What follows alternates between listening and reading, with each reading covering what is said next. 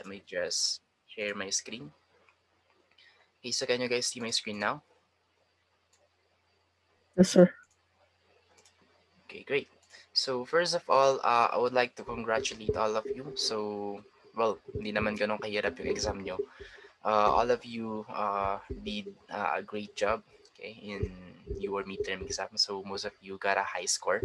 So I think walang problema. Okay, so to be honest, I would like to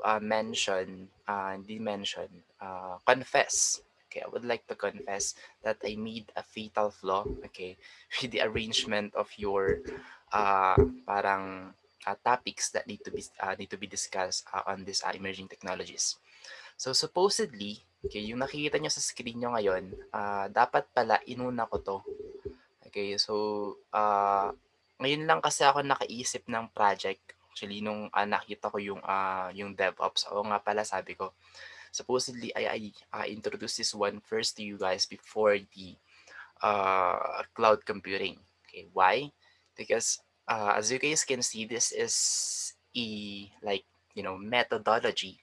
So obvious naman dito meron tayong cycle. We plan first, we code, we build, we test, we release, deploy, upgrades, and then monitor, and then going back from the start kapag meron na ulit bagong project. So that compose the development and then the operation or IT operation, or in short, we call that one DevOps. But since we don't have enough time anymore, okay, so ito sana yung mangyari, hahatiin ko kayo per team. Okay, like my plan was to divide you guys into 3 teams or 4 teams. So there is a total of 44 or 46 students in this subject. So parang divided by 4, parang magiging 11 or 12 each group. So parang ganun sana. So one team will develop and then another team will check like parang quality assurance, and then yung pangatlo magde-debug, and then yung pang-apat is parang tatry sa mga different I'll say different servers, like for example Linux, good ba siya sa CentOS, good ba siya sa Kali, ano pa ba yung mga Linux servers, yung mga yon. So good ba siya sa Apple, sa 32-bit na Windows 7, Windows 8, 64-bit na ganito ganyan. So ganun sana, okay. But since parang 2 weeks na lang tayo, okay, as you guys can see, the examination date is August 3, 4, and 5. So it would be too harsh for me to give you guys a project. Okay, like this team will develop, of course, mag-code sila, magde-develop sila, and then i-build nila, and then ibabato nyo sa isang team, and then sila yung magte-test, magde-debug, etc. etc. So parang isang class sana, okay, all of you guys will create a one system. Okay, but since wala nang oras, so hindi ko na kayo bibigyan ng project. Okay? Well, anyway, so yun lang sana yung parang gusto kong ipagawa. Well, anyway, since wala nang oras, at least nasabi ko na dapat yun sana yung gagawin natin. Okay? Well, unless you guys are still willing. Okay, like ang iniisip ko kasi kahit hindi nyo matapos ngayon, okay lang. And then once na natapos na yung buong project, then yun, may completion naman. Sa ako na lang ibibigay yung grade nyo. Will that be okay to you guys? So okay lang kapag tumanggi kayo kasi kulang na rin sa oras, and then ayun, so nagkamali din naman ako. Probably not, sir. Okay, what about the others? What about the others? What are your opinions, guys? So one more thing, hindi naman ako magpapa-require ng super hirap na project. What important is ma-apply lang yung methodology kung ano yung nandito. Okay. So gusto ko makita kung paano makapag-interact itong 10 members na to sa another 10 members into another 10 members. Parang ganun kasi yun eh. So ito yung goal nito, dapat ito lang. Yung goal nito, ito lang. Okay. So dapat hindi sila makikialam hanggat hindi pa naibibigay yung trabaho sa kanila. So gano'n, parang magkakaroon ng cycle kapag pag may error babalik sa development team, kapag okay na then puwede na sa deployment team, tapos, ite-test nila sa mga different, servers et cetera, et cetera. Well, okey sige, 'wag na nga lang. Okey. Well, anyone, kung meron ba, anyone who would like to, do a certain project? Ka-count ako, 5, 4, 3, 2, 1. Okay, so I guess, really none. But anyway, so, i-discuss ko na lang yung concept na ito mismo, but, the thing is you won't be able to apply this one anymore. Okay, pero bibigyan ko kayo ng maraming scenario para mas ma-imagine niyo siguro kung papaano kasi, ultimo, sa building phase and then testing phase parang, eto pa lang, matagal na 'to, okey. So, hindi siya, parang, basta-basta na kapag nalaman mo na, okey ito yung testing phase, okey ito yung building phase, okey ito yung coding phase. Hindi siya gano'n, okey. Maraming maraming mga parts kung anong ginagawa ng coding, anong ginagawa sa building, anong ginagawa sa testing, and then, 'pag nire-release na rin, okey. Anyway, so without a further, delay, let's start now with our discussion for the, DevOps.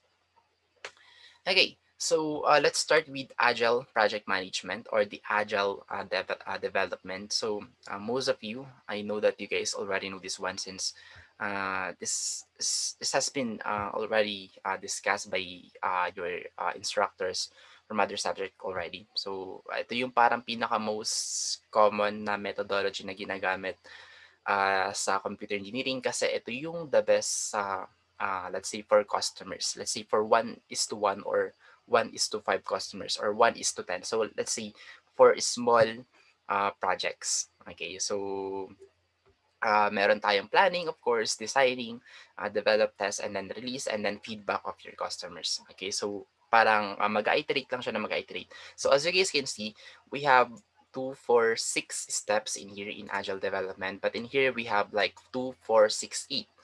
So parang sabihin na natin nanggaling yung idea ng DevOps dito sa Agile. Nadagdagan lang ng monitoring and then operate. Okay, so may nadagdag lang ng konti dito.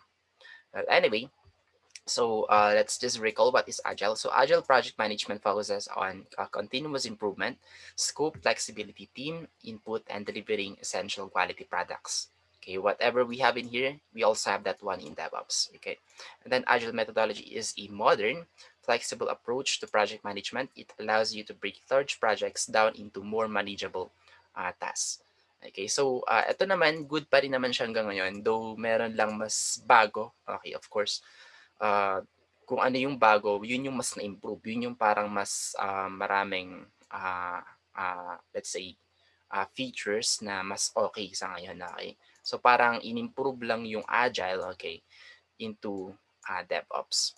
And then today, Agile project management methodology is used by software developers, construction companies, educational organizations, and even marketing teams, and many organizations can benefit from Agile project management, and it's simple to set up and utilize. Okay, so even though it's three members only in one team, you can apply this one. Like 1:1. One is for coding, one is for testing, and then one is for quality assurance or quality check. Okay. And then agile development is an umbrella term. So as you guys may already know, we have more specific agile development, which is the Scrum, okay, Kanban, Scrum Kanban. So that is under agile development. And then we have scaled agile framework, and then we have lean development, and then the last one is extreme programming or XP. Okay, so I will not discuss those anymore, but the idea here is something like this. It's just that they have their own edge over the others. Like if you're into a website, so this one might be better rather than this one. If you're into Yung headset. let's say a system with the hardware, so this one might be better other than the others. So if you have a larger projects, this one might be better rather than the others. Parang ganun. Okay, so balikan niyo na lang kung ano yung mga parang edge nila sa isa't isa. Kung ano saan sila nag-excel, ano yung mga disadvantages ng mga uh, methodologies na to. Okay. So let's now dive into the definition of DevOps. Okay, so DevOps is a two-word wherein dev is development, okay, and then ops is operation, okay. But mostly when I see dev, it's software development only, okay. Hindi siya nagde-develop ng hardware. So you could say that this is super good when it comes to a website. Well, anything that comes with codes, okay. So dito pumapasok yung development team natin, okay. So in short, it's dev. And then the other one is ops, but we call that one actually IT operations. So dito napapasok yung napakaraming tools na ginagamit natin. Okay? So let me just give you a short scenario. So hatiin natin sa tatlo. So never mind the drawing. And then nandito yung dev natin. And then nandito yung ops natin. Okay, so bago ma-deliver sa ops to, meron pa tayong QA actually dito or the quality assurance. So of course sa dev, dito sila magde-develop or actually meron pang planning piece dito pero parang sinama na rin siya sa dev. So sa dev natin, so nandito papasok yung mga tools na ginagamit natin like anong uh, editor mo like for example Visual Studio, okay, ano pa ba? Mga ginamit ko dati.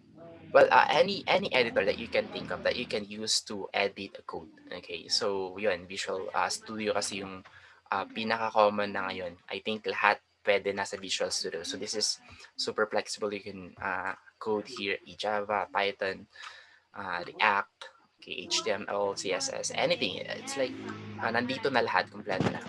Okay, and then dito naman sa QA, dito napapasok yung parang customer's need.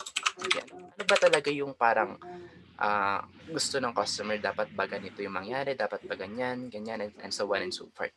So kapag approve na dito, approve na, dito na papasok yung operation. Okay, so parang after ma-check, okay, magkakaroon pa tayo ng further checking. So parang combine to actually. Kaya parang ganito sana yung setup. Pero hinati ko lang sa tatlo. Parang combine din to, itong QA and Ops. Kasi parang iisa lang sila ng goal. Okay? Parang after ma-quality check, okay, kung ano yung kailangan talaga ng customer natin, dito na talaga yung parang debug, okay? Di-debug nila ng marami. So meron tayong tinatawag na tools, okay? So itong tools na to, ito yung continuous integration, continuous ano pa ba, checking, napakarami kasi. Anyway, pupunta tayo mamaya doon. So sa tools na to, meron tayong automate checking. So one good example of this one that I've heard na ginagamit nila ngayon is Jenkins. Okay, this is where you can parang upload, okay, your project. So doon i-build mo, okay, and then i-test mo, okay, or parang compiler siya actually. Okay, pero ang pinagkaiba lang, automated siya. So you can automate check it 100 times, 1,000 times, 1,000 times, or even 10,000 times. So, ganun. And then, ipapakita niya kung ilan yung failure, ilan yung success. And then, kapag pasado siya, let's say 95% ng pasado, okay, depende kung anong standard ng company, then saka lang siya made-deploy officially sa market. Okay? So, parang ganun yung nangyayari. So, parang pipeline to na development muna, quality assurance, and then ops na to or IT operations. Anyway, so we'll have more examples on when it comes to ops later on. So dev, medyo simple lang siya kasi yun yung ginagawa natin initially. So parang sabihin na natin front end. Okay, I think na-imagine nyo lahat yung pagdating sa dev. Pero sa ops, marami ng tools na papasok. Which is, even me, hindi ko pa nagamit ng iba. Okay, yung iba nga parang bago pa lang sa akin. Meron pa lang ganito and so on and so forth. Okay. Well, anyway, when we see DevOps, this one aims to shorten the system development lifecycle and provide continuous delivery with high software quality. Okay? So, kasi dito sa atin, parang normal lang na development lang, develop, and then i-check natin sa compiler natin. Once lang, pag walang error, kapag gumana, okay na, ganun kagad eh. Pero dito sa sa DevOps, may practice tayo na dito sa operation. They will test it 100 times, 1,000 times, okay, using an automated tools, okay, or an automated software. Okay. Pero meron din naman kahit papaano, let's say, nagbibigay din sila ng parang beta testing. Okay. Hindi nga lang sa ganon karaming tao. Let's say, they will ask maybe 20 persons, okay, to do a beta testing. So gagamit talaga ng tao, hindi yung computer mismo or hindi automated. Okay. So DevOps is complementary with Agile software development. Several DevOps aspects came from Agile methodology, just like what I mentioned a while ago. Okay, so from an academic perspective, Len Bass, Ingo Weber, and Yiming Zhu, so three computer sciences researchers from CSIRO and Software Engineering Institutes, suggested defining DevOps as a set of practices intended to reduce the time between committing a change to a system and the change being placed into normal production while ensuring high quality. So, pagdating sa talagang pinaka-definition na parang kung saan sila parang nag-come up or na-finalize. So, according from these three people, okay, ito yung mga computer sciences researchers, okay, from CSIRO. So, this one is a practice. Okay, so maliban sa sabihin na natin methodology siya na pwede nating i-apply, this is also a practice nowadays, especially in big companies. Okay, so ginagawa nila tong practice or mindset na dapat ganito, dapat ganyan. Okay, so bakit? Kasi sa isang company, let's say, sa development team, meron tayong hundreds of employees. Sa testing team, meron ding 100. Okay, so parang gano'n, okay. Pina-practice nila na dapat ganito, dapat ganyan. Hindi yung parang, let's say, yes, meron tayong development team or developer, di ba? So, dapat iisang department lang sila. Okay, usually sa isang company, ganun lang, iisa. Pero sa mga big companies, since malaking ang company yon, failure is not an option. So, dapat lahat perfect. Dito pa lang, perfect na bago nila ipasa sa testing team. Dapat perfect na bago nila i-deploy. Dapat perfect na lahat, wala ng bugs. Okay. So, parang ganun yung nangyayari dito. Okay. Hindi lang siya basta-basta methodology na ina-apply ng isang department. Okay. So, parang nahahati sila sa maraming departments. Anyway, so yeah. And then we have here extended Agile development. So the DevOps ideal extend Agile development practices by further streamlining the movement of software change through the build, validate, deploy, and delivery stages while empowering cross-functional teams with full ownership of software applications from design through production support. So dito na papasok yung, let's say, build is one team or one department, okay? And then validate is another department. And then deployment team is another department. And then delivering stages is another department. So dito na papasok yung parang, let's say, one or two person will deliver the final product into the validation team or deployment team. Okay. So dito nagkakaroon ng conflict mostly. Okay? Kasi yung hindi naman porket let's say this team makikipag-communicate sila sa isang team, let's say ito sa dev sa QA, okay, lahat ng member ng dev makikipag-communicate. So meron silang representative or meron silang head department, okay, so head development team or yung senior nila, parang ganun. So itong senior nito sa senior nito mag-uusap. Okay. So dito pa lang parang sila na yung parang ito kasi magdi-discuss na to eh. Ito naman tatanggapin kung ano yung diniscuss and then itetest niya. Na tapos dito naman parang sasabihin niya na kagad, may kulang. Okay. So balikan niyo to. Ngayon, ang mangyari, itong leader na to, so parang pangit kasing ganun eh. Parang may kamali na. Okay. So mangyari niyan, sisisihin niya ngayon yung team niya. So, magpipinpoint na sila, bakit di mo ito nagawa, bakit may error to, bakit may napalambas kang ganito, di mo nagawa yung function, etc. etc. Okay, so parang dito, bago ipasa okay, yung project, magkakaroon na ng problema. Kaya, cross-functional teams is very, very important. Wherein, alam nila dapat kung kumpleto na ba talaga or hindi pa. Okay, working na ba talaga lahat or hindi pa. Okay, so ganun.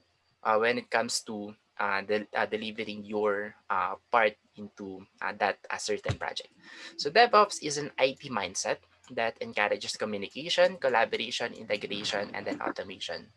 So ito yung parang ine-emphasize ng DevOps na kung bakit nila kung bakit nila nalalampasan yung mga bagay-bagay na gano'n.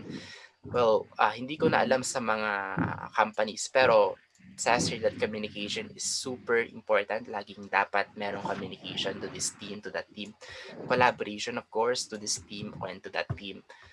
Integration din, and then automation. So, automation, I think wala namang problema since tools naman yung magte-test din. So, wala lang sis yan.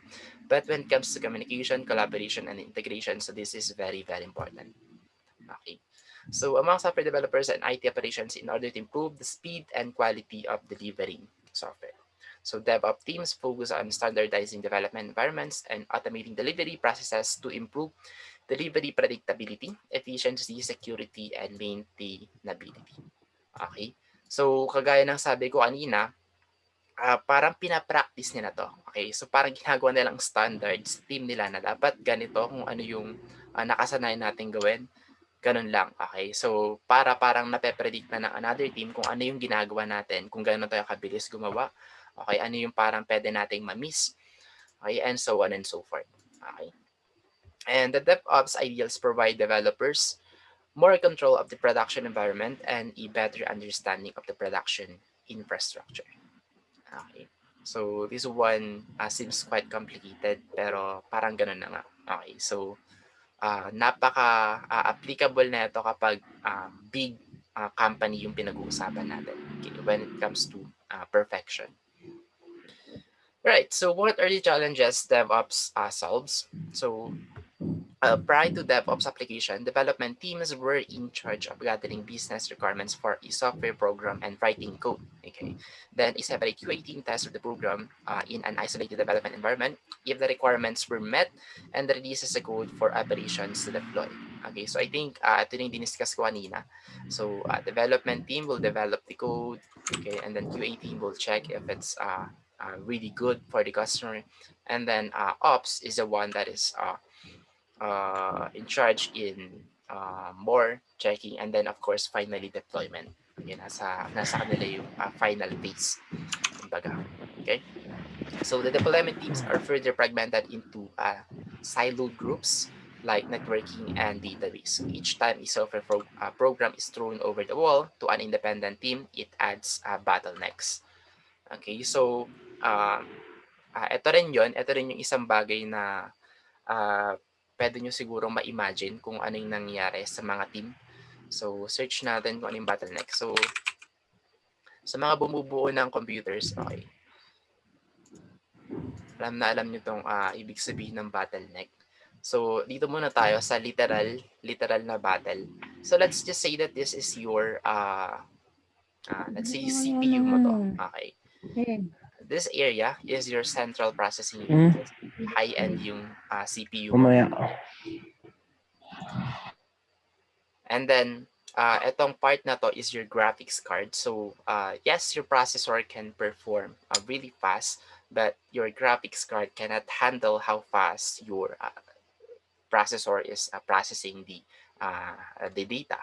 Okay? So, ang mangyari niyan, nababottleneck yung data or nalilimitahan kung ano yung kayang gawin ng isa mong component. So, vice versa yon. Ganun din. Pag masyadong malaki yung or mataas yung graphics card mo pero hindi naman kayang i-output ng CPU mo, then ganun din. Okay, magkakaroon din ng problema. So, in other words, parang ganito siya. Okay, the data is, napakalaki, pero yung CPU mo, konti lang, isa-isa lang yung kaya niyang i-manage, pero yung graphics card mo, medyo malaki naman. So, ang tawag natin dyan is bottleneck. Okay, so vice versa kapag malaki yung graphics card mo and then maliit yung CPU mo. So, pag sinabi ko malaki, mataas, okay, or let's say high-end, magandang graphics card. Or pag sinabi ko mababa, let's say, poor performance. Okay, ganun na lang. Kasi sabihin nyo, baka mababa yung presyo. Hindi lang ganun. Depende. Okay, may mga matataas din na presyo, pero mas maganda pa yung mababang presyo. Okay, so high performance versus lower performance. Okay, so I hope you guys were able to get the idea of bottleneck. Okay, so the same concept with DevOps. Okay, itong development team and then operation team. So for example, meron tayong, let's say, a total of 100 functions. So let's say they are creating a website and then it has 100 functions, okay, 100 functionalities. So of course, magkakaroon sila ng due date wherein ang due date ng project, okay, project website, is let's say 1 month from now. So of course, ipa-plan nila yan and then dapat meron silang parang timeline kung ilan yung matapos nila per day, in 1 week, in 2 weeks, in 3 weeks, and so on and so forth. So most commonly, dapat kapag 100 function, let's say 1 week, assumption ko lang to kasi wala namang project na website na ginagawa ng 1 month unless maliit lang na website to. Well, when since sinabi ko dito 100 functions, so medyo malaki-laking website to, hindi lang siya basta-bastang website. So sabihin na natin in 3 weeks, dapat ang matatapos ng development team is at least let's say 90 para hindi na sila masyado naghahabol ng oras. Okay? So yun yung inaasahan ng ops at the let's say exactly after 3 weeks. Pero kapag ang nangyari niyan, nakulangan ito, okay, and then let's say ang na-finish lang niya is 50, magkakaroon na ng problema sa operation team. Okay, so bottleneck na yon or vice versa. So for example, ang kaya lang palang i-handle ng let's say in 1 week, ang kayang i-handle ng operation team kapag pinasa mo is let's say 20 functions. Okay? Pero ay, mali. Tama pala. Sige, 20 function yung natapos na lang, okay, yung natapos. Pero, yung kayang i-handle, okay, ng operation team is let's say 10 functions lang. Let's say ito lang yung kaya nilang i-test after that time, okay, or within that time kasi may mga iba pang project siguro na ginagawa. Okay, nagkakaroon na ng bottleneck. So parang natatapos na yung development team pero hindi pa bumabalik kay development team kung may mga bugs ba na may kailangang i-check, may kailangang i-revise, okay? So, another bottleneck na rin yun. Okay, so dapat synchronize sila na dapat after 1 week tapos mo na to and then ito yung kaya namin i-test. And then after 2 days, may babalik namin yung report na meron kayong mga bugs, meron kayong mga kulang, meron kayong mga pagkakamali, and so on and so forth. Okay?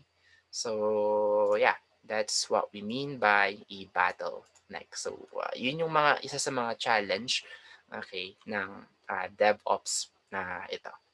Okay? So, the problem with this paradigm is that when teams work separately, okay, just like what I mentioned ago, itong dev na to, isa tong team, okay, that is working separately.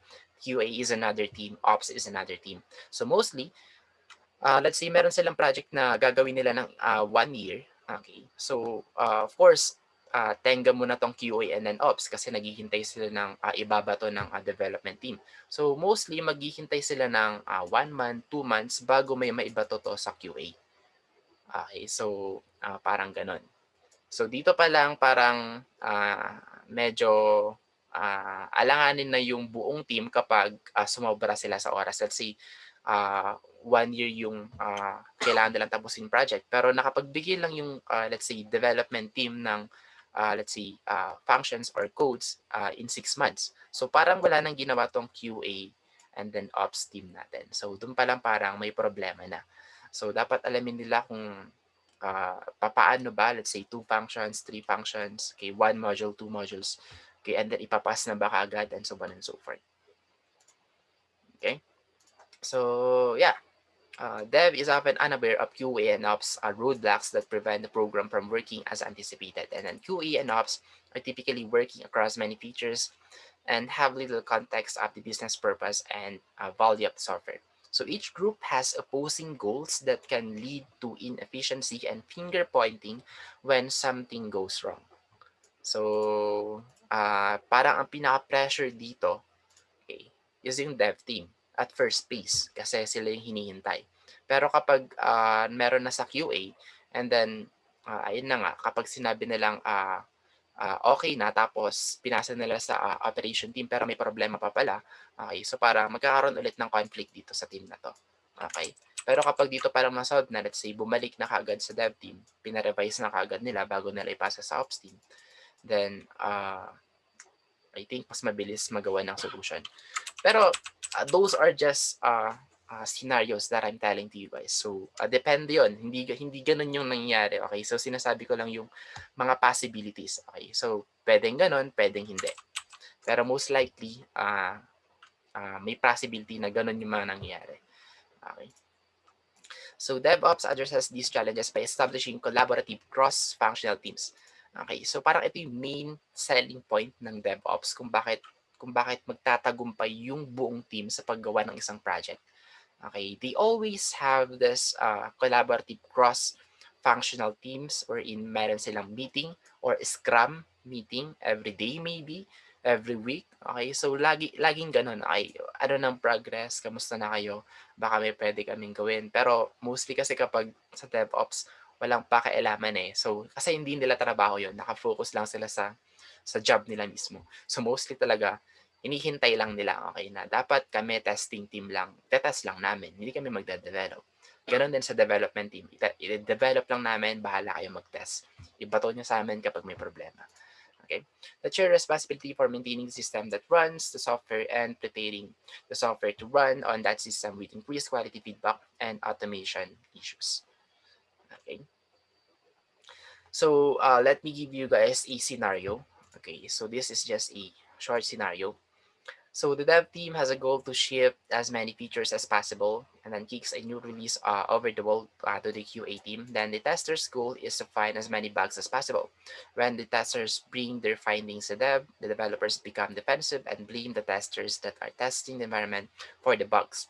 And then the testers responds that it isn't their testing environment, but the developer's code that is the problem. Okay? And then eventually the issues get worked out and QA kicks the debug new release over the wall to ops. And then the ops team goals is to limit changes to their system. But they apprehensively release the code and the system crashes. The finger pointing resumes. So ops says that the dev provided them faulty artifacts. And then dev says everything worked fine in the test environment. The fire drills begin to debug the system and get production stable. The production environment isn't devs and QA's responsibility, so they keep hands off while ops spends all night fixing the production issues. Okay?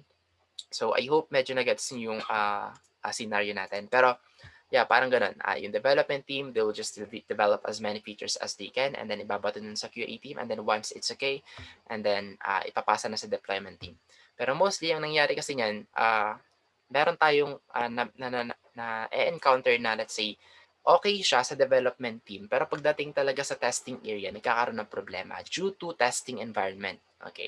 So sasabihin nila, okay naman yung code namin, paki-check ulit, pero may error pa nga tapos ibabalik. Okay din, sasabihin niya, okay, okay nga kasi. Okay, wala nang problema, ibabalik niya ulit. Pero may problema nga dahil sa testing environment. Okay? So this testing environment is the key point when it comes to solving things. So dito napapasok yung iba't ibang server natin, iba't ibang dependencies, iba't ibang mga plugins, etc. etc. Okay, is it compatible or no? So parang ganun. Well, anyway, since we don't have enough time anymore, so we will just continue the rest on the part 2. So goodbye for now and see you guys on part 2.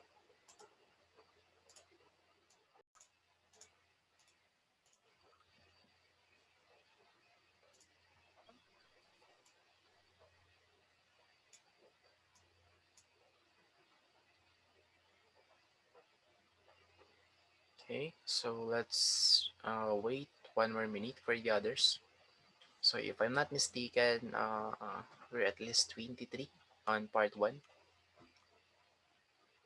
Right now, we're at 20 participants. So meron pang tatlo.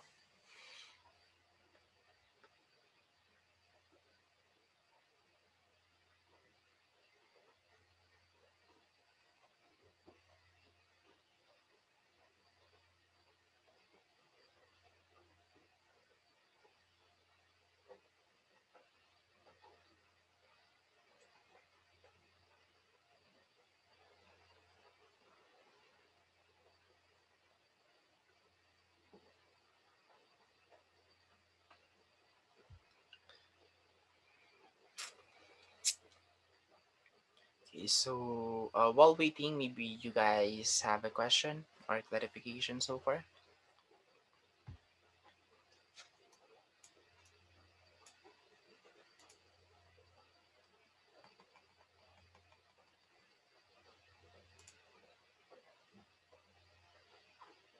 Okay, so none from Mr. Daman. I forgot to ask. So, kanina pala dapat tinanong ko. Is there anyone here who's familiar with DevOps?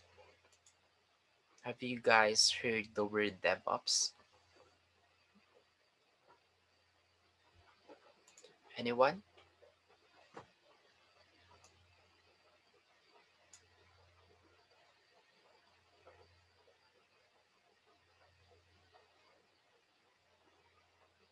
Hello, hello? Anyone who's familiar with DevOps?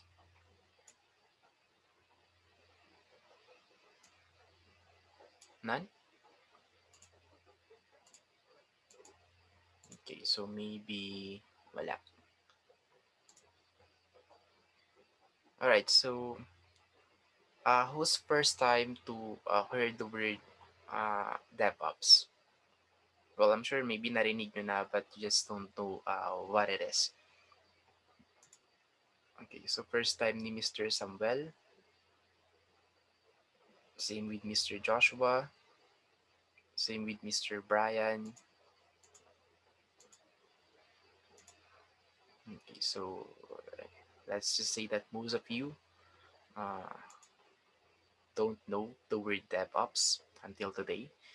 Well, anyway, so yeah, hindi kasi siya common. Okay, that is a one thing in here. Okay, we don't really apply this one, especially in small projects. Okay, so kapag ganit na lang, kapag less than hundreds, okay, yung team nyo, okay, this is pwede naman siguro. Okay, I think it's already possible.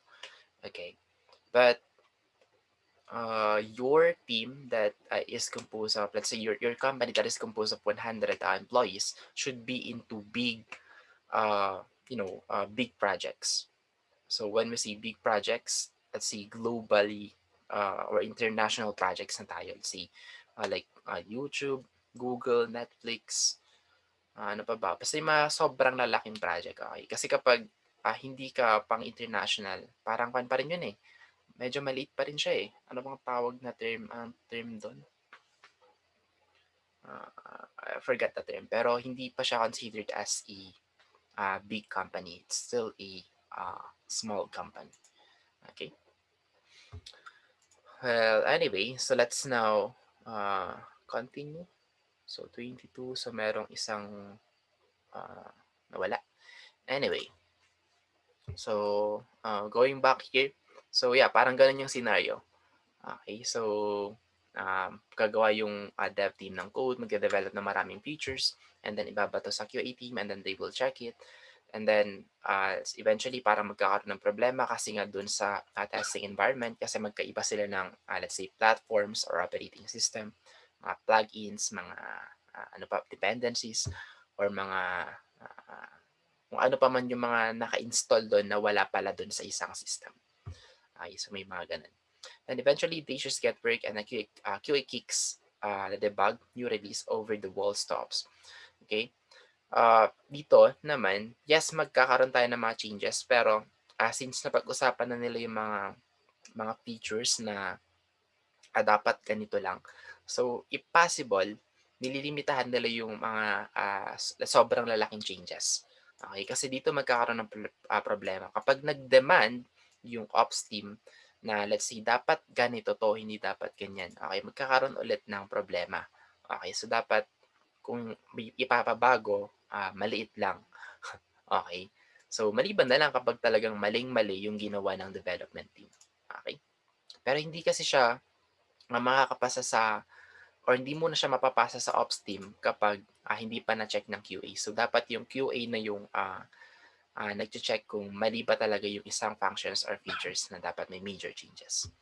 Okay. And then ops says the dev provided them faulty artifacts. Then dev says everything worked fine in the test environment.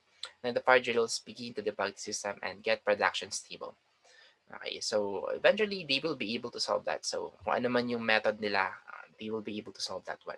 Okay, and then after that, of course, after the operation or testing, so the production environment isn't devs and QA's responsibility. So itong production environment is now the deployment team. Okay, when it comes to official let's see, product that they are going to deploy. Okay. So ito, labas na dito yung QA and then devs team. So bahala na sila kung paano sila mag-reproduce into a different, let's say, compatible to sa Windows 7, 32-bit, compatible to sa Windows 7 at 64-bit.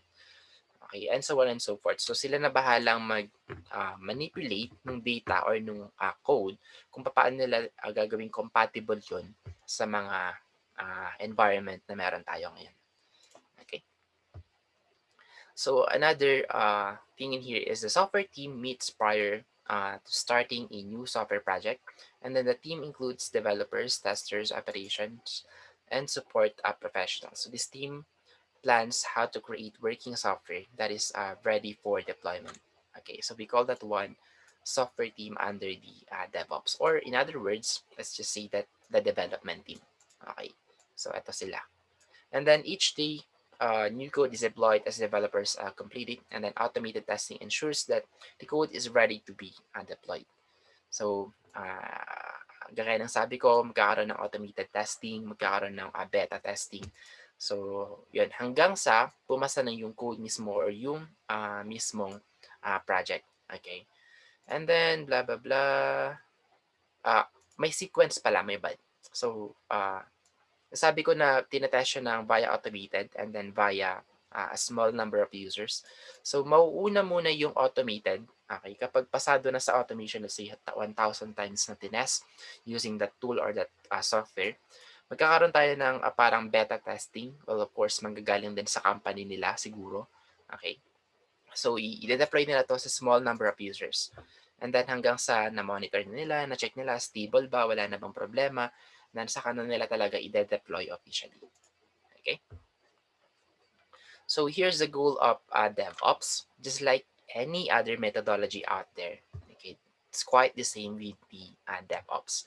Okay, so it improves collaboration between all stakeholders from planning through delivery and automation of the delivery process in order to improve deployment frequency, achieve faster time to market, lower failure rate of new releases, shorten lead time between fixes, improve mean time to recovery. Okay. And then, according to the 2015 State of DevOps report, okay, high-performing IT organizations deploy 30 times more frequently with 200 times shorter lead times, and then they have 60 times fewer failures and recover 168 times faster. So, in other words, it's like way back 2015 they're like claiming or saying that using a DevOps practice, okay, will give you a deployment of 30 times more frequently, okay, mas mabilis, 30 times, 200 times shorter lead times. Okay, parang sinasabi nilang sobrang laki ng improvement kapag ito yung practice na i-adapt ng isang company. Okay? So, parang ganun yung gusto nilang sabihin. Like, instead of using this agile development methodology, why not use this one? It's already proven that it's saying here that when it comes to high-performing IT organizations, ito yung parang magiging result ng, let's say, on how you create, build, and then test, and then deploy your project. Okay? So, where are you on the DevOps Continuum? So, parang alamin natin kung saan ka ba nababagay. Okay.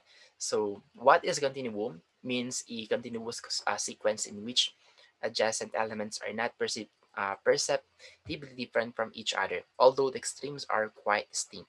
So, the DevOps continuum is a helpful way to look at the different aspects of DevOps. So, yung si continuum, meron kasi tayong continuous na parang development, continuous integration, continuous planning, continuous testing. So, saan ka ba? Okay, so saan ka ba nababagay? Are you on a planning phase?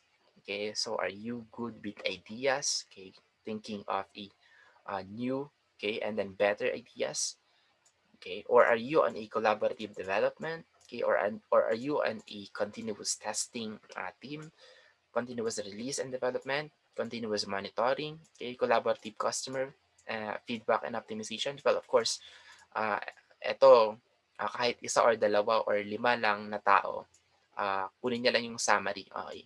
So, yeah, but it is still under the company, okay? Though, ito kasi parang maliit na portion na lang. Kukunin niya lang yung parang feedback ng mga, actually, summary, parang ganun. Kasi mostly online naman yung feedback eh. Okay, via CSV file niya lang and then isa-summarize niya lang kung ilan ba yung rating, is it good, etc. etc. Okay. But mostly, ito yung parang tinatanong, nasan ka talaga dito sa DevOps Continuum? Okay.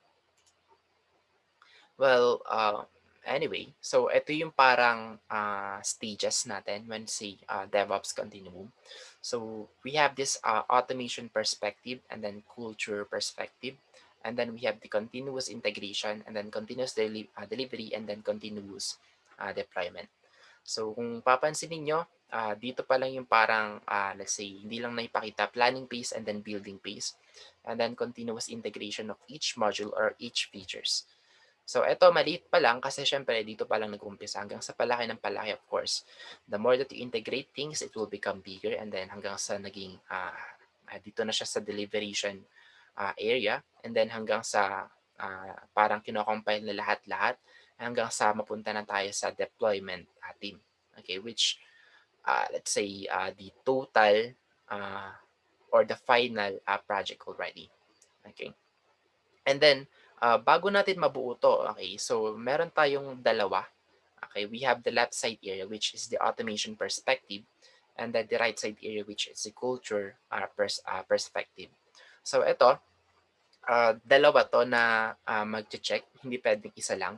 So automation perspective, so I think walang problema kasi via tools lang to, via software. Kapag napasa niya lahat, wala ng problema, okay na lahat. However, in culture perspective, so ito subjective na to, kasi dito pwedeng according from this person, ganito dapat, and then according from this another person, ganito dapat. So dito na maraming magkakaiba ng ideas. Okay, so that is why pagdating sa pag-create ng isang project, 55% on the bottom left, okay, which is mostly done in here. Okay, parang chine-check lang kung ano yung mga bugs, may error ba, and so on and so forth. And then 20%, 26% on the bottom right. Okay, so dito, of course, pinapatest nila to sa mga user. Though, mas maliit siya compared dun sa testing phase na 55% ng automation natin. And then 14% on the top left, and then 5% on the top right. Okay? So when we say, let's say upper top left, okay, and then upper top right, ito na yung mga nagawang projects. Okay, nandito na sila. Okay. So, sabi dito, okay, the top right is the Netflix, Etsy, Amazon, Pinterest, Flickr, IMVU, and then Google. Meaning, ito yung parang mga approved ng mga, let's see, customer natin. Okay, so that is why we call this one DevOps Nirvana kasi na-meet nila yung customer's need. However, on the left side area, which is mas marami, okay, kaysa sa iba, kaysa sa 5% ng top right kasi parang ito yung mga projects or mga applications or mga websites na hindi nila nami-meet yung needs, okay, or mga let's say mga reports na sinasabi ng customer nila like they don't care about their customers, ganun na lang.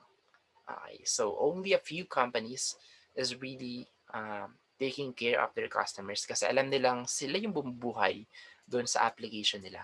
Pero yung iba, since I think big companies na rin naman na sila, okay, panatag na sila kung ano yung meron sila. So they don't aim to what we call the nirvana. Okay, pag sinabi kasi nirvana, parang heaven na to eh. Parang ito na yung reach final destination. Parang ganun. Okay, parang kung saan perfect na lahat. Okay, so dito meron pa rin konting flaw. So both of them, okay, itong nasa upper right and then upper left, both of them are good uh, uh, product or project since natapos naman nila tong phase na to, continuous development, continuous delivery, continuous integration, and so on and so forth. Okay. So yeah, so thought leaders, coaches, and bloggers often portray a vision of DevOps in the upper right corner, and they will often have a strong bias towards either DevOps culture or automation tools. While it is okay to have esoteric debates about whether DevOps culture or tools are more important, so the reality is that you can't have DevOps without tools, and all the tools in the world won't help if you don't have a strong supporting culture. Okay? So even though perfect na siya via system wala ng bugs, still needs a culture perspective.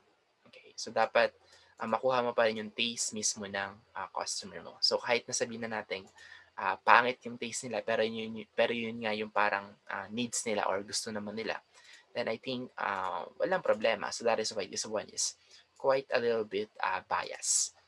Okay, it's like what we have mentioned in here.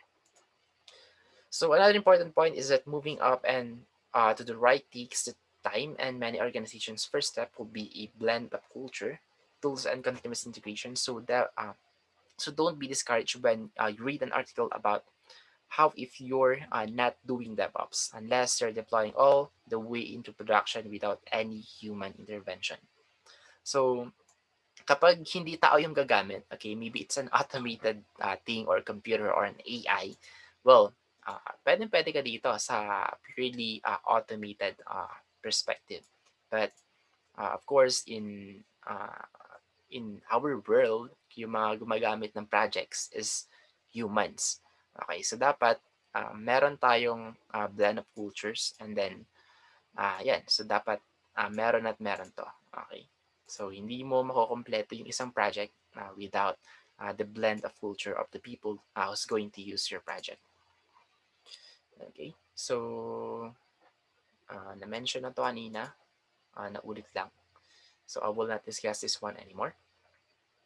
And here are the phases of DevOps maturity. Okay, so there are several phases to DevOps maturity. Here are a few of the key phases you need to know. So we have the waterfall deployment. So before continuous integration, development teams would write a bunch of code for 3 to 4 months.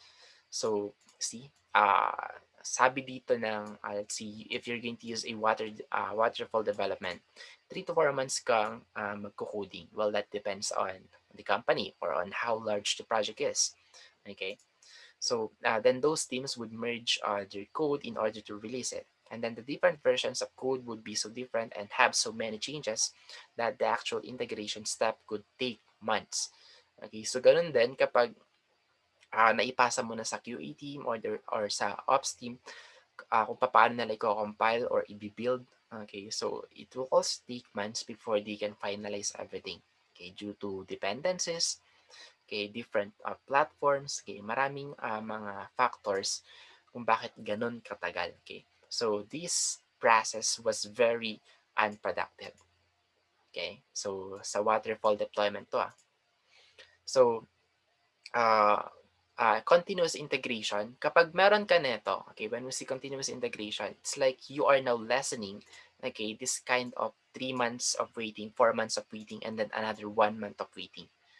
Okay, so dito pa lang kasi sa continuous integration or sa DevOps, okay, under DevOps, meron na talaga mga teams na gumagawa ng features lang and then ini-integrate na sa isang feature. Let's say 1 plus 1, okay, and then 2, say 2 features. Okay, so of course, bago nila ma-combine yon, may mga changes probably, okay, due to dependencies, due to imports, due to kung ano man yung mga dapat pang gawin, okay, bago nila mapagana yung dalawang yon together.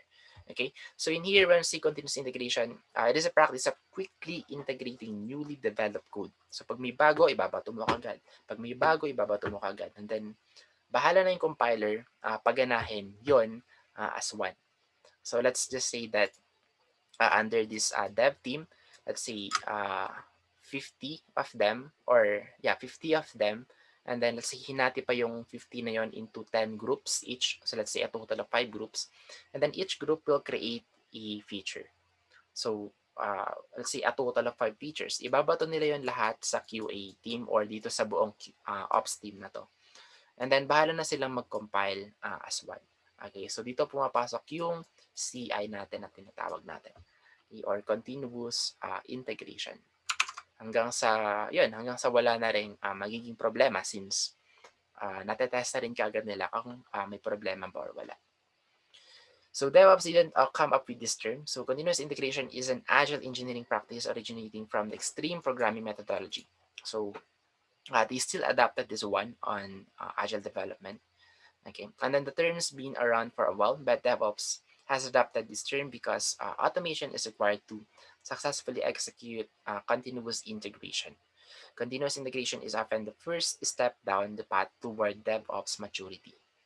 Okay, and then the continuous integration process from a DevOps perspective involves checking your code in, compiling it into usable, and then often binary executable code, and running some basic validation testing. Okay, and then we also have here continuous delivery. So, bago yung deployment, meron munang delivery. So, continuous delivery is an extension of continuous integration. So, we call this one DevOps Stage 2. It sits on top of continuous integration.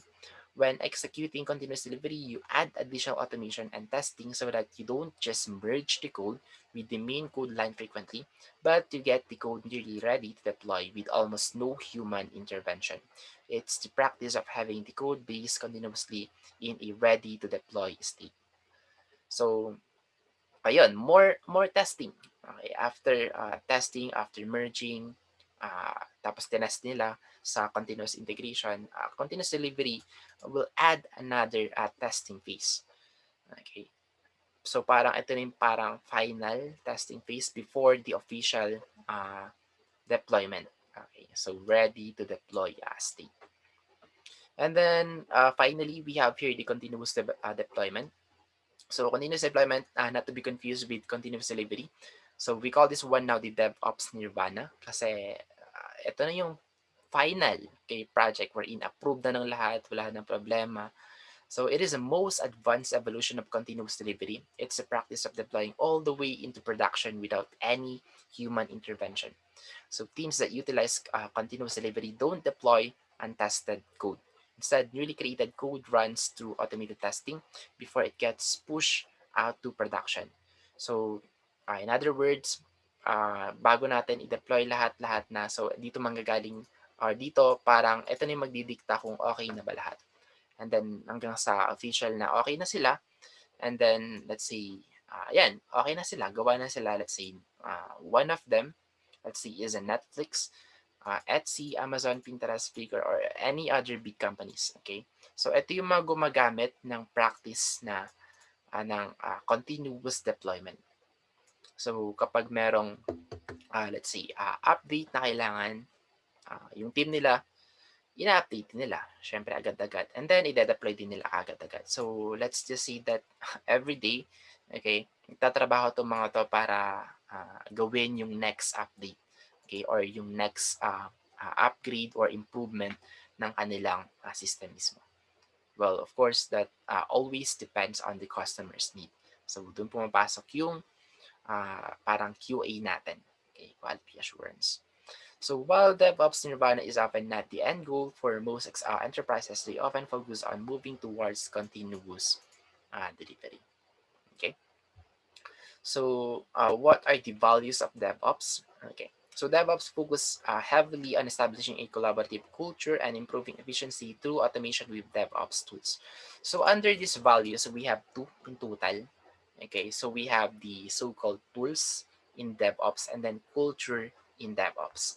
So, yun pa rin yung dalawang yon yung nahati dito. So, automation perspective is the tool, okay, without a human intervention. And then culture perspective is with human intervention. Okay, parang dito napapasok yung tao versus, let's say, AI, okay, or kung ano man yung automated bot na yon na nagtetest ng system. Okay. Oops, nasan na yun? Okay, so while some organizations and people tend to value one more than the other, the reality is it takes a combination of both culture and tools to be successful. Okay, lalo na sa culture. Okay, so even though napaka-perfect ng system mo, wala ng bugs, okay, pero hindi mo naman kinonsult yun sa customer mo, wala din. So vice versa, kahit na let's say sobrang ganda ng system mo coming from your customer, pero marami namang bugs, okay, well eventually, uh, ayaw na rin nila kasi nga nagkakaroon sila ng maraming problema, okay, with your system. Okay, so let's talk about DevOps culture first. So in here, Devops culture is characterized by increased collaboration, decreasing silos, shared responsibility, autonomous teams, improving quality, valuing feedback, and increasing automation. So I mentioned a while ago that when we say culture, it's only talking about the feedbacks of your customer, but here are the other things that you guys need to consider when it comes to DevOps culture. Okay, so we have here the increased collaboration. So hindi lang mismo yung customer mo.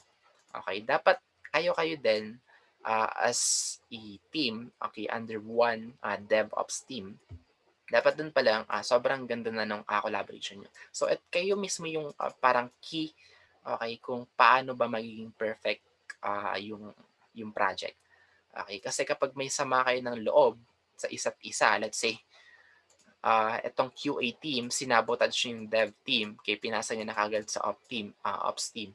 May mga issues pa pala, may mga bugs pa pala. Then, as a result, magkakaroon kayo ng poor product. Kasi, dito pa lang, meron ng conflict eh. Okay? Hindi ginagawa ng each team yung trabaho talaga nila. Okay? So, parang ganun. Okay? Basta, dapat sa umpisa pa lang, okay na lahat. And then, decreasing silos, of course, liliit mismo yung scope nyo, imbis na kasi pag sinabi natin silo, parang pipeline siya.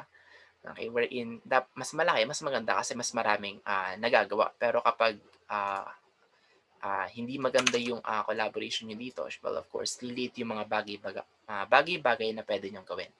Like, for example, dapat nakapag-test na kayo ng 5 projects, pero dahil may problema, isang project lang yung na-test nyo, or isang project lang yung na-deploy nyo, and so on and so forth. Okay? And then shared responsibility, autonomous teams, improving quality, etc., etc. Okay, so those are the things that you guys need to consider when it comes to DevOps culture. So another thing here is agile methods are a more holistic way of delivering software. Agile development teams measure progress in terms of working software, and product owners, developers, and testers, and users, people work closely together with the same goals. And then DevOps is just adding the operations mindset and maybe a team member with some of those responsibilities into the Agile team. Whereas the before DevOps progress is measured in terms of working software, with DevOps progress is measured in terms of working software in the customer's hands. So to achieve this so-called DevOps culture, devs and ops must break down the silos and collaborate with one another. Okay, so ito talaga yung pinaka-key point, just like what I mentioned a while ago. In this DevOps team, dapat sobrang ganda ng collaboration. Okay, so sa isang project kasi kapag merong isang tao, okay, na may sama ng loob or merong problema, well, hindi na magiging smooth, okay, yung mga ginagawa niyo or yung how productive you are, okay? So, kung may sama ka ng loob, dapat sabihin mo na kaagad na napahiya ka dahil hindi gumagana yung features mo, and so on and so forth. Well, anyway, so you guys will know this one soon kapag nagtrabaho na kayo sa isang company, lalo na kapag into development, okay, into software development kayo. So magkakaroon kayo ng development team and then operation team or IT operation team. Okay. So let's now talk about DevOps tools. So this one is very straightforward. Okay, when you see DevOps tools, it is the monitoring tools, version tools, management tools, test tools, build system tools, application development tools. Okay, so lahat sila mga software. So under this one, okay, ito yung mga ginagamit natin para i-test kung may mga bugs, may mga errors, and so on and so forth. And then under this DevOps tools, of course, meron din tayong mga automated, okay, na continuous integration.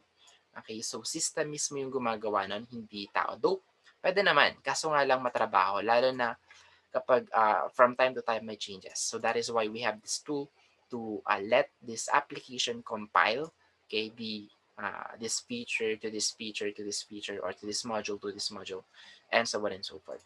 Okay, so even continuous delivery, it has its own tools. So automatically, it's automated. Even the continuous deployment, okay, so pwede ka rin gumamit ng tool. Okay, so hindi ko pala napakita kanina. Let's go back to the one that has a picture. Okay, so under this one, so these are the tools that we are using, okay, under this DevOps.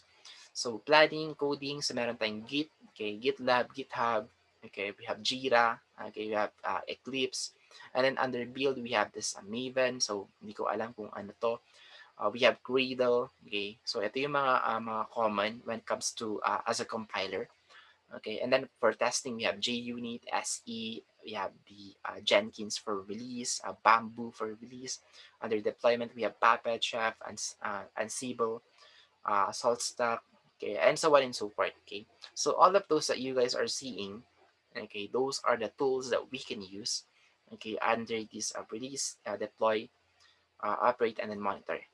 Okay, so of course, dito sa coding section and then building, parang additional lang to, okay? Ito lang yung parang ginagamit natin just to help us to build something. But when it comes to this operation team, mostly automated na lahat. Okay. So parang hindi na kailangan ng human intervention. Lahat dito sa orange part na to, parang automated na lahat. So mostly i-configure mo lang, and then you let the tool or you let the system do everything. Okay? Uh, Anyway, going back to our, oops, para ba ako? Culture, tools. Okay, going back here. So, yeah. And then while all three practices can use the same tools, you will need more tools as you progress through the delivery chain. Okay, so let's talk some tools that is mostly used when it comes to creating a certain project. So ito, alam na alam nyo na to, source code repository, where you can save your entire code, your source code. Okay, so na-mention ko na kanina, GitLab or GitHub, okay, or any other repository website or tools that you can use. Okay, so meron tayong Git, meron tayong Subversion, meron tayong CloudForce, meron tayong Bitbucket, meron tayong PFS. Okay, and then when it comes to building a server, so ito naman parang ito yung check niya kung working ba. Okay, at the same time compiler din siya. Okay, so meron tayong three phase when it comes to building a server. So build, test, and then what is the other one? I forgot. I think it's the deployment or exec, parang ganun. Debugging. Okay, so parang build, test, and then debugging part. So parang ite-test na finally kung working ba talaga yung project. So some popular tools we can use is Jenkins, SonarQube, and then RT Factory. Okay, and then under configuration management, so this one defines the configuration of the server on an environment. So popular configuration management tools are Puppet and then Chef. Okay, so this one only occurs when a configuration platform is used to automate, monitor, design, and then manage. Otherwise, manual configuration processes will be done. So in here, in configuration management, supposedly, a human intervention to, kasi nga, i-configure mo kung papaano mo siya papaganahin. Pero meron na tayong mga tools wherein it's automatically being monitored, it's being automatically designed and then managed. Okay. Well, hindi ko alam kung papaano, though parang napaka-advanced na nito, pero meron na, sabi nila. Okay. Hindi ko pa nga lang na-test kasi I haven't created a big project yet. Well, hindi pa naman ako expert. Nasa 10% or 20% pa lang ako as a developer. Okay? So maybe kapag nasa 50% ka na, let's say, you're already good with this, let's say in front end, or let's say full stack developer ka na, saka mo lang siguro test itong configuration management. Okay? If you're into data management and so on and so forth. Okay? So, ikaw na yung nag-deal sa middleware or sa back-end nyo mismo. Anyway, so, and then we also have here virtual infrastructure. So, ito parang service na to, okay, wherein you can find it on Microsoft Azure, AWS or Amazon Web Service. Okay, so in here, virtual infrastructures are provided by cloud vendors that sell infrastructure or platform as a service or PaaS. So these infrastructures have APIs to allow you to programmatically create new machines with configuration management tools such as Puppet and Chef. So yeah, just like what we have in here, pwede kayong magkaroon ng or pwede nyo i-test mismo yung project nyo via virtual infrastructure. So, gamit lang kayo ng API, call nyo lang yung API na yon, and then you can now create a new machine to configure a new, let's say, a different uh, uh, parang environment testing area. Okay? So, in here, you can test it on Linux, you can test it on Windows or on Mac. Okay. So, since we don't have enough time again anymore, so we'll just continue the rest on the part 3. Okay, so goodbye for now and then see you guys later.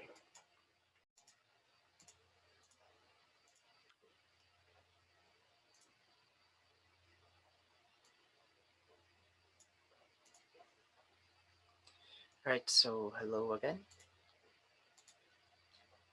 Okay, so while waiting for the others, anyone who has a question so far or concerns or clarification?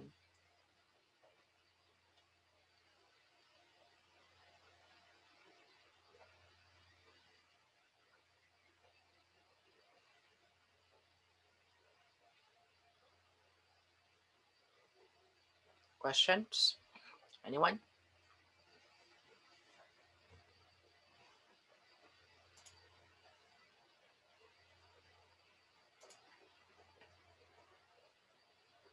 Okay, so none coming from Mr. Eda.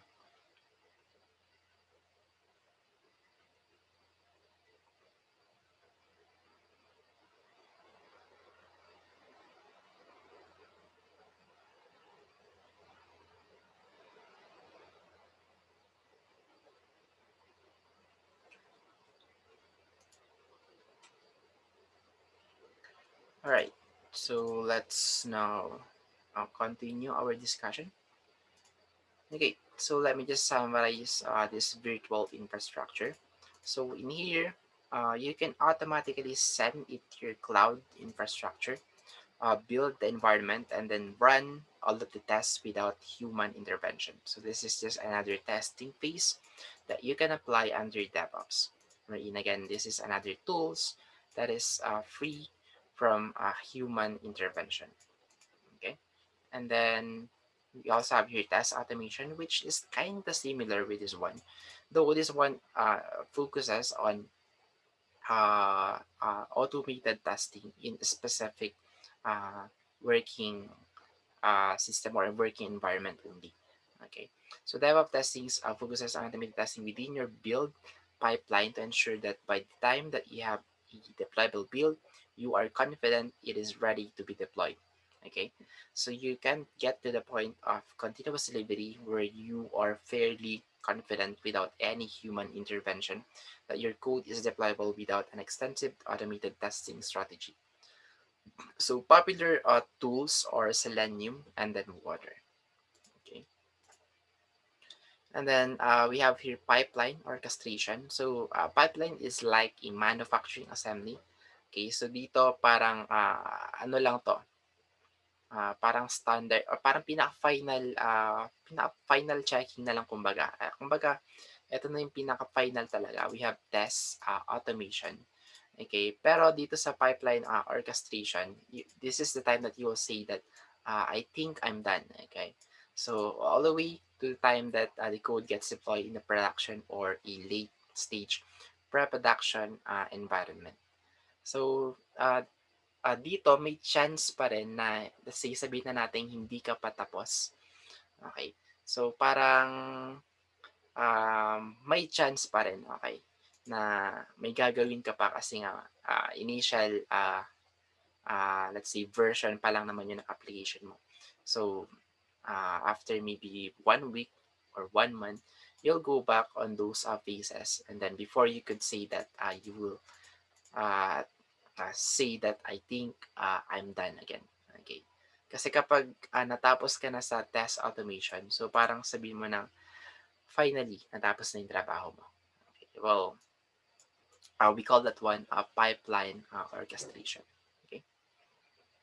So, yun na yung mga, phases under DevOps. Okay, so in other words, development team and then IT operation team. So DevOps, I mean, dev team right here, develop the project, and then operation team test the project up to, until they, visually deploy it. Okay, so parang yun yung pinaka-summary ng DevOps na word mismo. But of course, don't forget that between that, we have the QA. Okay, so this is just a short, history of DevOps. So saglit na lang to. So in 2007, this, man, Patrick, Debois, I don't know if how you, pronounce this one because I think it's Debois or the boys.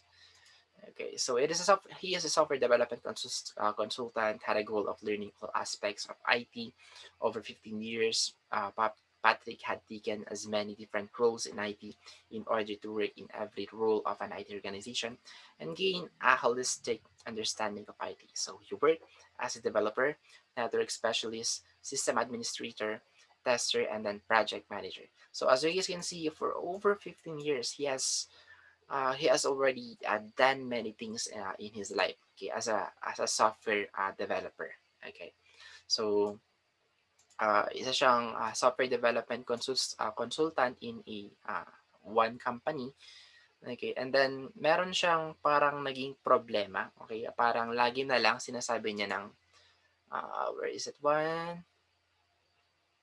Okay, so his main problem, to his environment, Patrick had always been bothered by the differences between how dev and ops work, but, he became particularly frustrated with the challenges of managing work across two groups on this data center, migration. So parang, sa kanya nag-umpisa na parang may problema dito sa development team at saka sa, operation team. So parang nung 2007, idea pa lang 'yun. Okay. So separate, team na talaga sila. Okay. And then, continuous integration was, gaining popularity in Agile, community and was moving them closer to, deployment.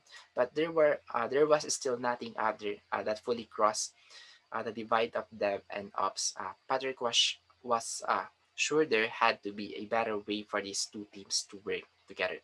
So yung old ways natin when it comes to continuous integration is with the use of agile, development or agile community.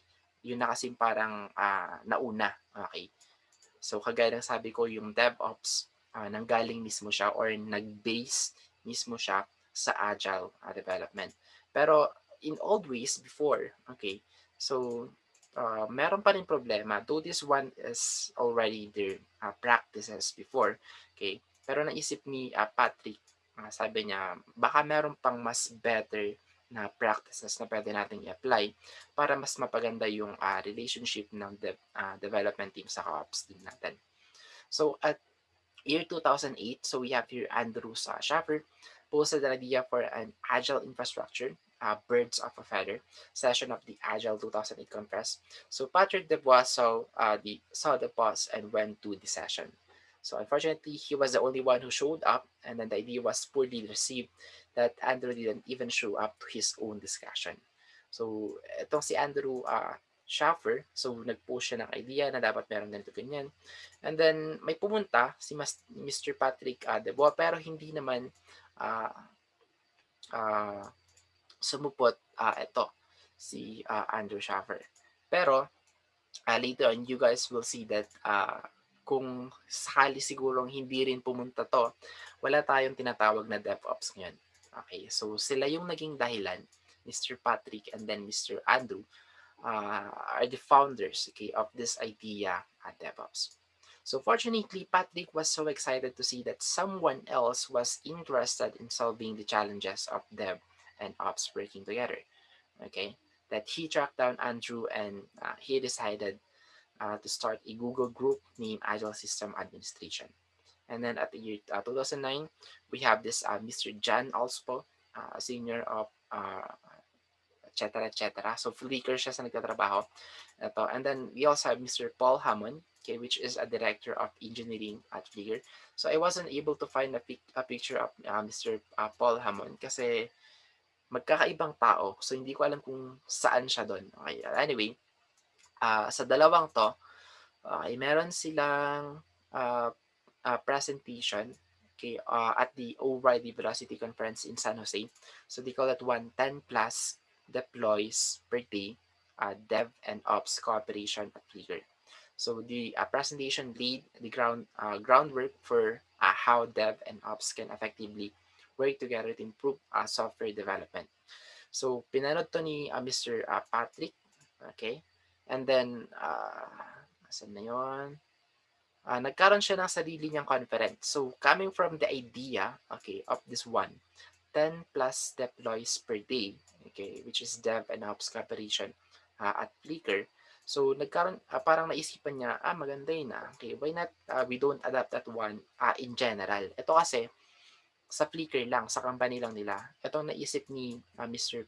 Patrick, why not gawin natin tong lahat, okay, sa pangkalahatang team, okay, as a one department, okay, or let's say into different companies, parang ganun, okay. So nag-create siya ng conference, kaya nag-start siya ng own conference, he called that one DevOps Days, okay, sa Gent, Belgium. Okay, the conference brought together an energetic group of forward-thinking minds trying to improve software development. And then as time goes by, tinatawag nila yung hashtag DevOps Days kasi parang maraming na-influensyahan dun sa conference ni Mr. Patrick sa Belgium. And then as time goes by, this one became like hashtag DevOps. So initially, hashtag DevOps Days to, and then naging hashtag DevOps. Alright, and then the following year, DevOps Days were held in Australia and the US. Over time, there were more and more DevOps Days that were hosted in different countries and cities around the world. Okay, so the face-to-face meetings ignited more and more people to get energized about DevOps until it had become a full-on grassroots movement. Okay, hanggang sa lumaganap na siya, okay, ay from Gent, Belgium, and then sa Australia, hanggang sa mga maliliit na mga companies, okay, and then sa mga tools with automation from analysts or vendors. But in 2011, the movement began to go mainstream, catching the attention of analysts like Cameron Haidt from Gartner and Jay Lyman of 51 Research. So big vendors started to market DevOps. So hindi ko alam kung ano yung tinutukoy nilang vendors na to, but let's just say that this uh, small or big vendors are companies, okay, different companies wherein sinasabi nilang dapat ito yung gamitin natin. Okay, mas maganda yung production natin kapag ito yung ginamit nating strategy. Okay, so parang naging selling point na siya, parang nagpapaseminar na sila. Okay, parang binabenta nila dapat ito yung i-adapt nyo sa company nyo. Okay, gayahin nyo yung company namin. In-adapt namin to, mas gumanda yung production namin. Okay, hanggang sa more and more companies, okay, more and more big vendors, analysts, or big vendors or small vendors adapted this kind of strategy or practice. Okay, so parang dito pa lang nag-uumpisa ng mawala yung agile, okay, agile development, nagiging DevOps na yung term, okay, when it comes to this kind of practice. So parang sabihin natin Agile 2.0 sana to, but they just changed it into DevOps. Okay, and then at the year 2012, DevOps was quickly turning into a buzzword, and DevOps days continued to grow. 2013, the public thirst for DevOps information inspired several others to write books on the topic. And then notable examples are the Phoenix project by these three people, and then another book or novel is implementing lean software development by these two people. Okay, so nagkaroon na rin sila ng libro, like naging parang napakaganda niyan technique or strategy sa mundo ng development and then operation team. Okay, and then 2014, large companies such as Target, Nordstrom, and Lego became some of the first companies to bring DevOps into the enterprise. So see, nagumpisa lang sila sa idea ng isang, of course, experience na tao na rin, mga big people na rin yung tutuusan kasi malalaking company na rin pinagtatrabahuan nila. Until such time, binago nila yung tradition, okay? Yung tradition on how to do things nowadays. So imagine, isa ka sa mga nakagawa ng or nakapag-invent ng methodology na ginagamit ng mga big companies. So I think that's already a super big achievement. Okay. So dito pa lang nung parang inadapt na sila ng malalaking company like Target, Nordstrom, and then Lego. So dito pa lang alam nilang, ito na yung future. Okay, ito na dapat talaga yung i-adapt ng lahat kasi naging successful most of the companies who's using this kind of practice. Okay? And hanggang dun lang. So hanggang ngayon pa rin naman, goods pa rin siya. Though hindi nga lang, yun nga lang, hindi nga lang siya masyadong naririnig dahil nga super applicable lang niya sa mga big companies nowadays. Okay, so hanggang ngayon pa rin kasi uh, we're still into agile development. Okay, we're still into Scrum. Okay, yung mga yung idea pa rin na yun. We are still in the old ways. That is because DevOps is mostly for big companies only. Okay, kapag man napakarami mong tao, okay, you're into fast-paced projects, then DevOps is a uh, practice that you need to pursue, okay, that or that you need to apply in your company. So here are the references of this module of mine, and then that's it for the DevOps. Okay. So before we end our meeting, so ito na lang yung counterpart that I will be giving to you guys. So under this assessment or quiz assignment, so here's the instructions. So choose at least 5 categories that are being used in DevOps. On each category, find one specific tool and do some research about it. So put it on a PowerPoint presentation. So you can choose a category amongst these 9 categories. So marami tayong tools na pwede natin gamitin under DevOps. So we have version control tools, container management tools, application performance monitoring tools, and so on and so forth. So those 9 are all tools. So I would like you guys to choose 5 categories first.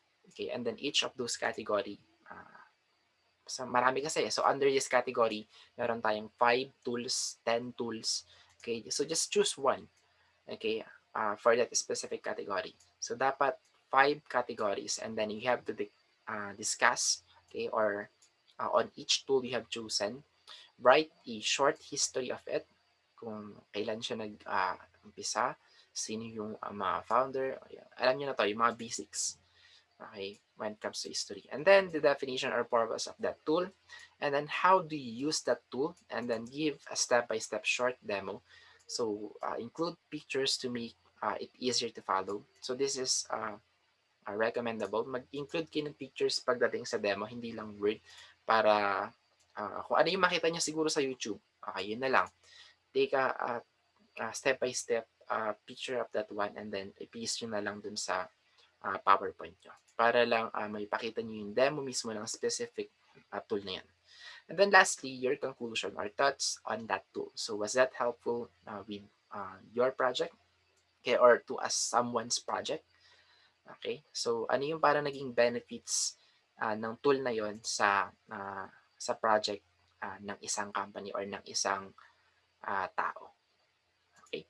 So, mahanap nyo tong mga to, okay? Itong mga categories na to on this website.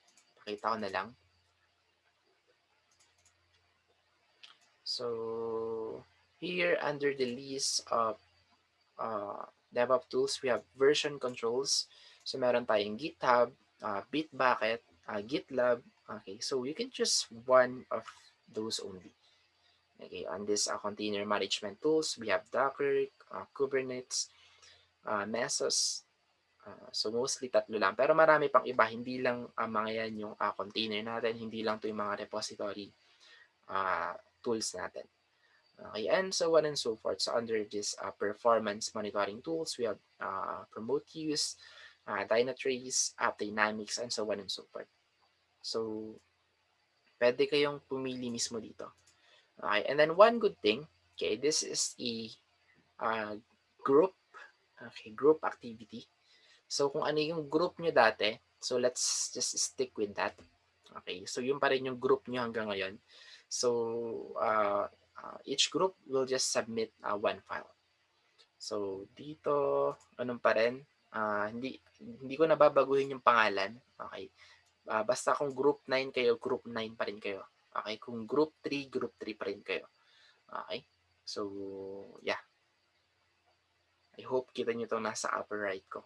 Ito yung mga groups pa rin natin. Okay, so are we clear with this one so far on your activity, guys?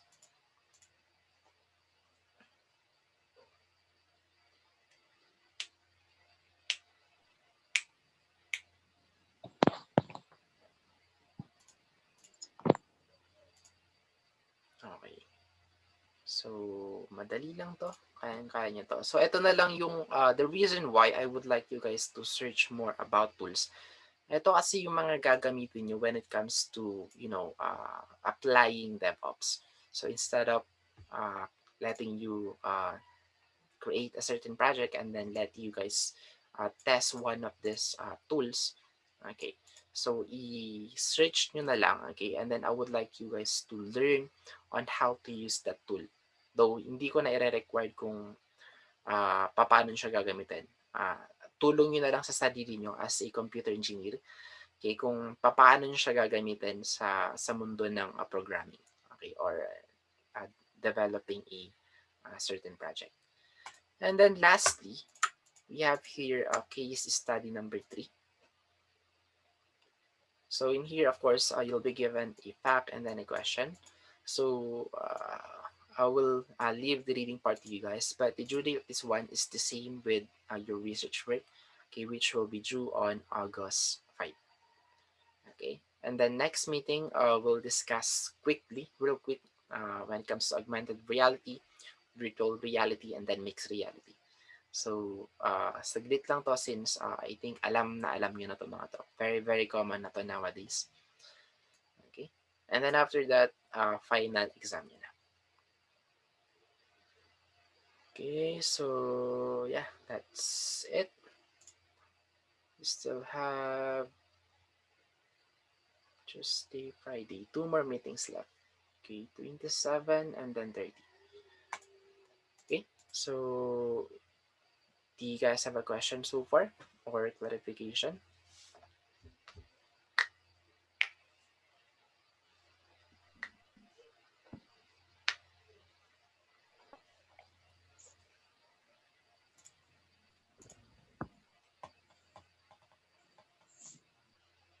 Okay.